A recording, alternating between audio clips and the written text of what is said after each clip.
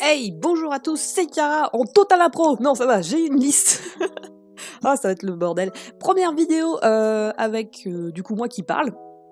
Alors juste, je vais m'excuser pour le son parce que j'ai vraiment un micro assez pourri. Bon, c'est pas le pire micro du monde, mais voilà, c'est quand même pas terrible. Et la vidéo est pas scriptée, donc je risque d'avoir des divagations, des hésitations.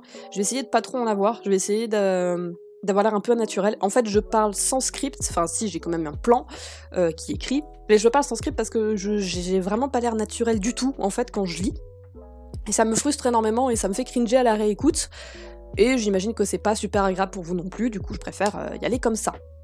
Alors juste aussi, dans le speed paint, vous verrez que à des moments, j'ai deux façons de dessiner, c'est-à-dire qu'il y a un moment où je zoome énormément et du coup pour faire mon line et que je m'y reprends plusieurs fois, et un autre moment où je zoome pas et où j'y arrive comme du feu de Dieu. Alors j'ai pas juste amélioré ma façon de dessiner entre deux, c'est juste que j'ai deux différentes tablettes. Il faut que j'arrête de claquer dans mes mains.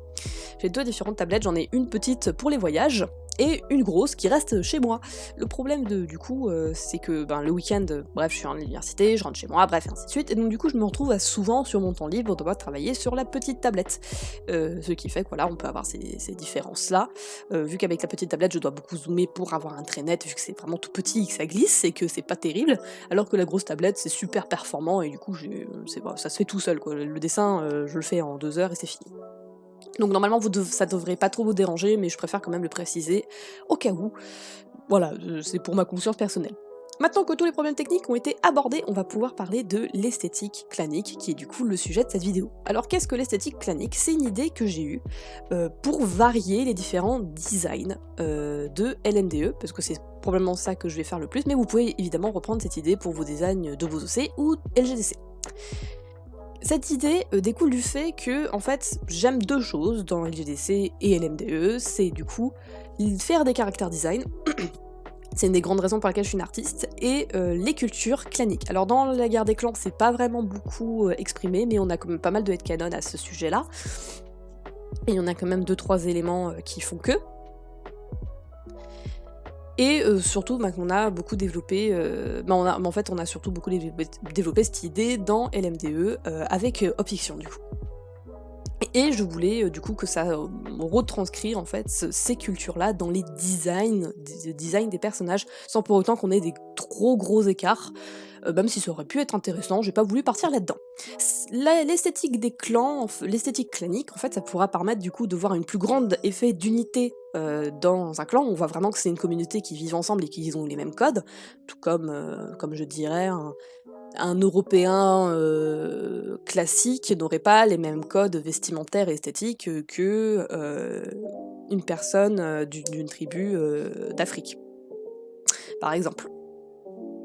C'est vraiment voilà, deux cultures différentes et ça se ressentira. On pourra voir que sur le design du personnage, du coup, sa mentalité pourra évoluer, par exemple en fonction s'il change de clan, ce qui est le cas de Crépuscule d'Amarante dans LMDE, donc dans la mémoire des étoiles. Il passe du clan du tonnerre au clan de l'ombre, et c'est aussi fun d'avoir des variations, de voir que du coup t'as deux personnages qui auront vraiment qui vont coexister tout en ayant des petites variations dans leur design, et je trouve que ça peut être assez rigolo à voir. J'avais beaucoup aimé ça dans Center World, même si dans Center World ils ont poussé le délire. Si vous connaissez pas Center World, c'est une série sur Netflix, allez checker. Et voilà, globalement, donc j'ai voulu tester cette esthétique clanique. J'ai prévu d'appliquer, de faire des tests avec des chats du cycle 1 de LGDC, mais je vais certainement me concentrer beaucoup plus sur LMDE en ce qui concerne ce genre d'exercice. Et du coup, j'ai fait les 4 chefs pour bien illustrer l'esthétique des clans, et voir l'effet que ça faisait en fait de voir les quatre esthétiques auxquelles j'avais pensé sur les 4 chefs, qui sont censés vraiment représenter le cœur de leur clan, hein, c'est-à-dire que j'aurais pas pu prendre certains chats, c'est-à-dire que j'ai certains chats qui adoptent des pratiques culturelles d'autres clans. J'y reviendrai plus tard quand j'aurai détaillé tout ça, et j'espère que ce sera assez clair. Du coup, on va commencer sur Étoile du Soir, qui est la chef du clan de l'ombre. Donc voilà, si vous voulez des détails sur les personnages, je vous invite à lire LM2 ou aller checker le wiki qui sera en description, parce que je suis pas là pour ça, je vais avoir un autre truc fait pour présenter les personnages. Mais normalement, je pense que vous connaissez à peu près les chefs. Mais globalement, Étoile du Soir est une petite burmise Et du coup, voilà, la chef du clan de l'ombre. Dans le clan de l'ombre, j'ai décidé qu'ils auraient un line noir et qu'ils vont garder un côté très sketchy. Bon, vous verrez, j'ai gardé le côté sketchy sur tous les chefs parce que bah, je préfère faire mon line comme ça, en fait, tout simplement. Mais, par exemple, je pourrais garder des traits de construction sur les chats du clan de l'ombre, voire de rester au stade du sketch. Si mon sketch est pas trop dégueulasse, hein, voilà, c'était le cas pour Étoile du Soir, donc du coup je l'ai un peu clean up.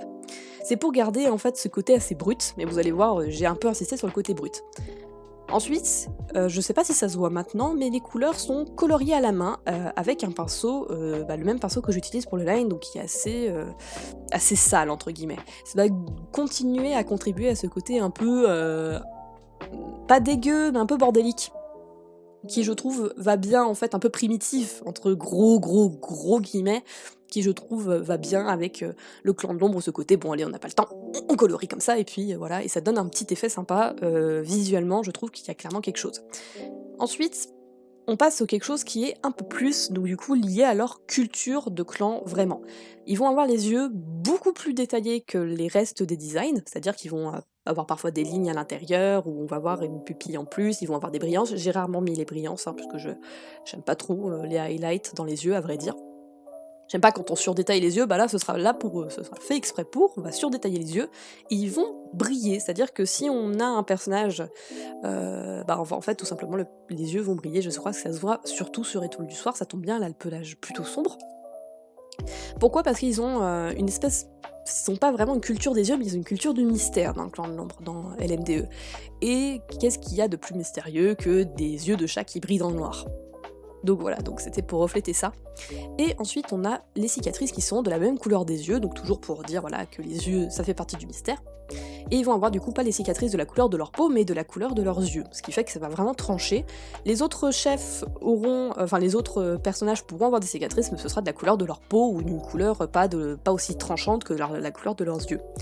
Pourquoi ça ? Parce qu'il y a vraiment une esthétique, il y a vraiment une culture de la cicatrice dans le clan de l'ombre, cette idée en gros que les cicatrices c'est quelque chose de guerrier valeureux, c'est valorisé et c'est même considéré comme carrément esthétique, c'est-à-dire qu'un chat du clan de la rivière va trouver que la moindre cicatrice c'est immonde, un chat du clan de l'ombre va considérer que c'est une preuve de force. Donc du coup c'est reflété sur leur pelage, leurs cicatrices sont mises en avant et ressortent par rapport au reste des autres clans où voilà, les cicatrices sont moins mises en avant. Donc voilà pour la culture du clan de l'ombre. Je vais essayer de mettre des petites notes donc voilà, dans la fiche finale. Tout sera en description, je vais essayer de faire ça bien. J'espère vraiment que je me trompe pas dans l'ordre, mais normalement ensuite on a Étoile du Jour, le chef du clan du tonnerre, donc le chef qu'on va le plus suivre et le chef qui avait le plus intérêt à avoir l'air sympathique. Hein. Vous allez voir, c'est le seul qui sourit dans le groupe, hein. Tous les autres font la gueule.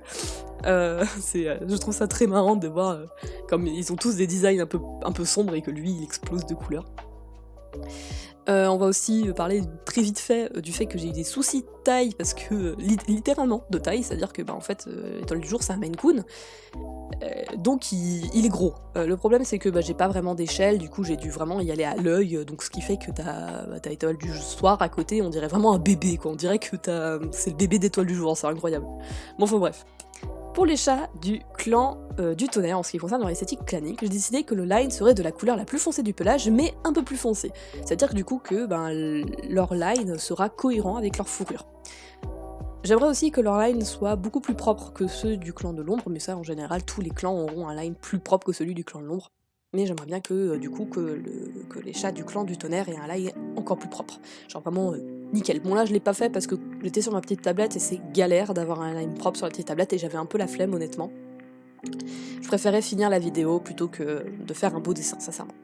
Les couleurs seront dures et fixes, c'est-à-dire que c'est vraiment net, précis, carré, c'est-à-dire que vraiment bon là c'est dégueulasse ce que j'ai fait pour Étoile du Jour, parce qu'encore une fois petite tablette donc c'était super galère.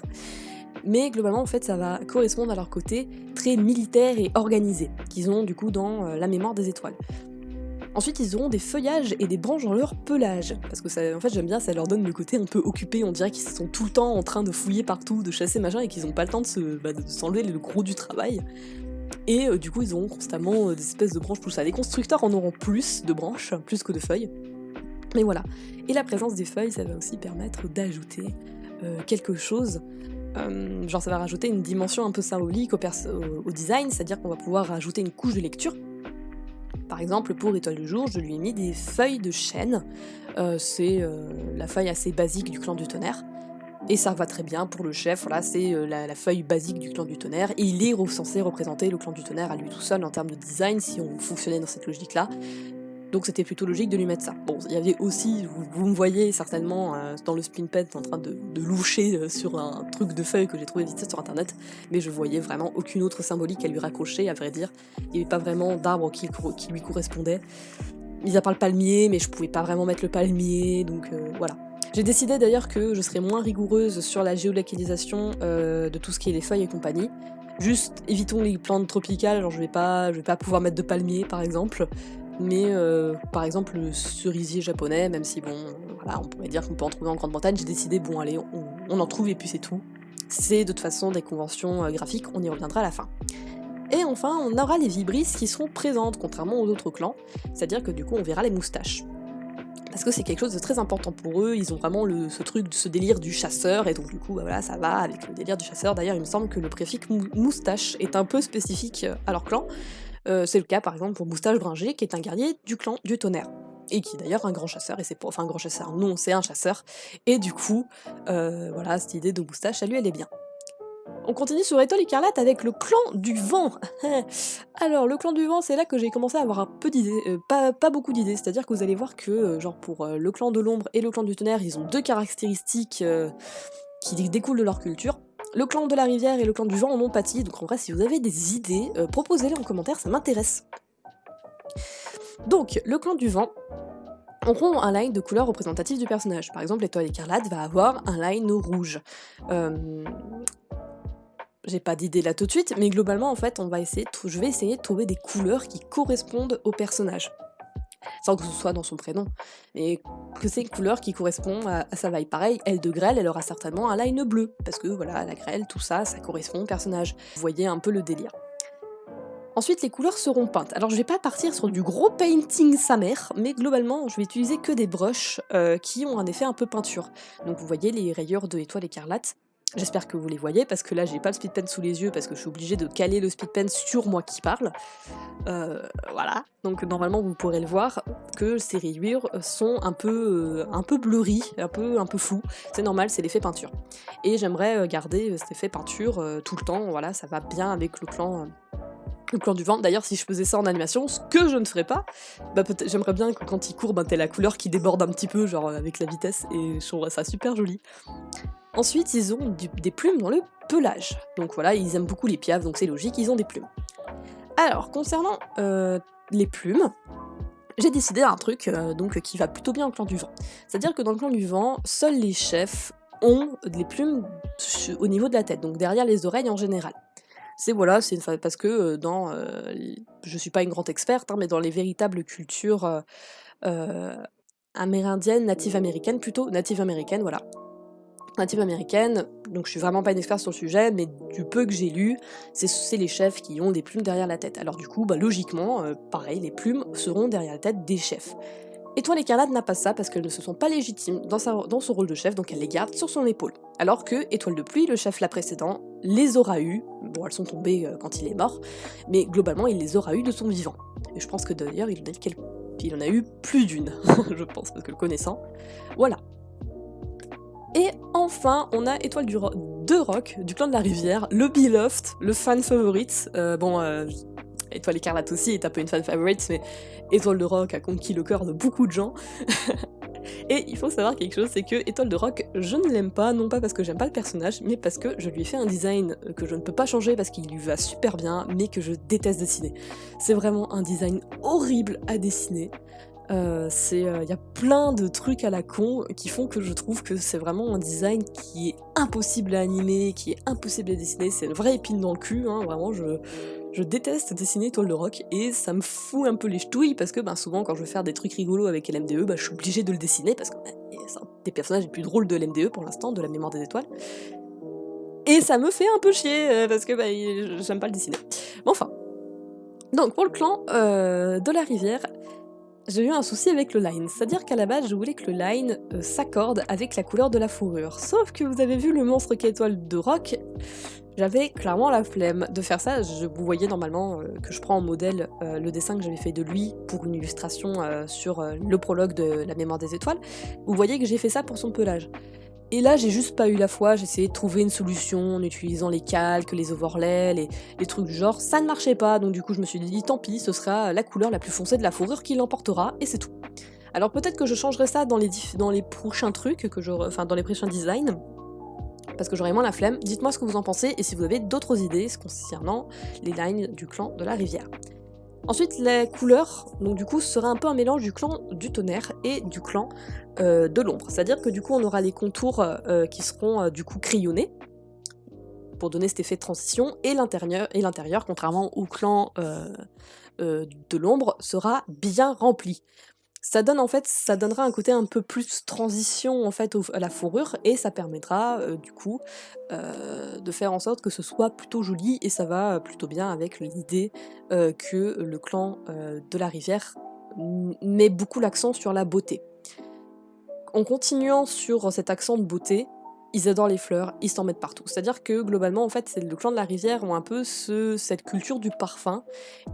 Et dans La mémoire des étoiles, ils ont cette culture du parfum, donc du coup ils se roulent dans des fleurs pour sentir bon. Ils ont chacun leur propre senteur. Et du coup, pour illustrer ça, ils ont des fleurs qui les décorent parce qu'ils sont coquets, voilà, machin et tout. Pour Étoile de Rock, je lui ai mis une gentiane sur la poitrine pour lui faire comme une médaille de guerre. Et le truc, c'est qu'il a choisi la gentiane, enfin choisi, non, pas vraiment parce que c'est une convention graphique, mais disons qu'on peut imaginer qu'il aurait choisi la gentiane parce que ça lui rappelle les yeux de sa compagne, qu'il aime très fort. Mais la gentiane, ça veut dire mépris, méchanceté et douleur. Et je trouve que ça va bien Étoile de Rock, donc voilà, et puis même j'aime bien la forme de la gentiane en général. Bon, je l'ai très mal rendu là sur le plage de Étoile de Rock, mais j'avais très envie de boucler cette vidéo. Donc voilà, ça c'est pour les quatre codes claniques, des esthétiques claniques. Donc j'ai que fait les 4 clans. Si vous avez d'autres idées pour les chats domestiques, les solitaires, la tribu de l'eau vive peut-être, en vrai voilà, ou même votre propre clan ou le clan du ciel, allez-y, faites-vous plaisir. N'hésitez pas à faire des tests, à me les envoyer sur le Discord de Hop, parce que j'ai pas mon propre Discord, parce que je suis un peu le Robin de son Batman, donc bon, je vais pas me dissocier d'elle, j'ai la flemme un peu. Donc allez sur le Discord pour poser des trucs, ou alors faites ça en commentaire, voilà, machin, amusez-vous. Et aussi, on va faire une aparté sur le fait que les codes ne sont pas fixes, c'est-à-dire que j'ai un personnage, Pelage Pâle, qui va s'afficher à l'écran, qui a des fleurs sur son pelage alors qu'elle fait partie du clan de l'ombre. Et bien c'est parce qu'elle adopte des caractéristiques du clan de la rivière, qu'elle aime bien en fait, qu'elle apprécie dans leur culture, et du coup qu'elle aime bien, donc elle aime bien se décorer avec des fleurs, donc elle se met des fleurs aussi. Donc globalement c'est pas fixe. Même pareil, si un chat change de clan, il va progressivement changer de design, si on faisait ça en animation, en fonction de à quel point il s'intègre ou pas. Je pense que ça serait le cas par exemple pour Cœur de Feu dans le cycle 1. Au début il a vraiment un design de chaton, enfin de chaton domestique, et au fur et à mesure qu'il grandit, il va avoir de plus en plus de feuilles dans la fourrure, de plus en plus des couleurs bien fixes, enfin voilà, c'est pour aller avec le personnage globalement. Et aussi je tiens très vite à dire que c'est des conventions graphiques, c'est-à-dire c'est-à-dire que les personnages ne voient pas vraiment les feuilles et compagnie, c'est-à-dire que par exemple Rouge-Gorge va avoir des plumes de Rouge-Gorge, la mère de l'Étoile de Foudre, le personnage principal, va avoir des plumes de Rouge-Gorge dans son pelage, alors que c'est une caractéristique du clan du vent, parce que ça symbolise sa liaison entre guillemets qu'elle a eue avec Tempête de pluie. Mais personne ne verra ça, c'est-à-dire que personne va noter « pourquoi tu mets des plumes, c'est un truc du clan du vent, c'est pas logique ». Non, c'est des conventions graphiques, c'est-à-dire que les personnages les voient sans les voir. C'est pas important, en fait. C'est-à-dire que dans l'histoire, dans LMDE, dans le prologue, les chats ne se décorent pas, les chats n'ont pas de line, les chats ne se voient pas comme ça du tout. C'est des façons de représenter les personnages pour que ce soit tout simplement plus fun. Et je pense qu'on peut se laisser là. J'espère vraiment que j'aurai pas pris trop de temps, je pense que j'ai duré 20 minutes. Non, oui, 20 minutes. Ok, je pense que j'ai duré 20 minutes, j'espère que j'ai pas fait trop d'apartés et que la vidéo était quand même intéressante, que je me suis pas trop perdue. Voici le speed paint, enfin le résultat final. J'espère qu'il vous plaît, et j'espère voilà donc que si le concept d'esthétique clanique vous plaît, n'hésitez pas encore à proposer des idées, ça me ferait vraiment plaisir, on est à moitié là pour ça. Dites-moi si ça vous intéresserait que je fasse en speed paint ou en live des personnages du cycle 1 avec ce concept d'esthétique clanique. Et sur ce, je vous laisse, je ne sais pas finir une vidéo. Tchuss les gens, dessinez, et surtout dessinez des chats, c'est de la merde, allez tchuss.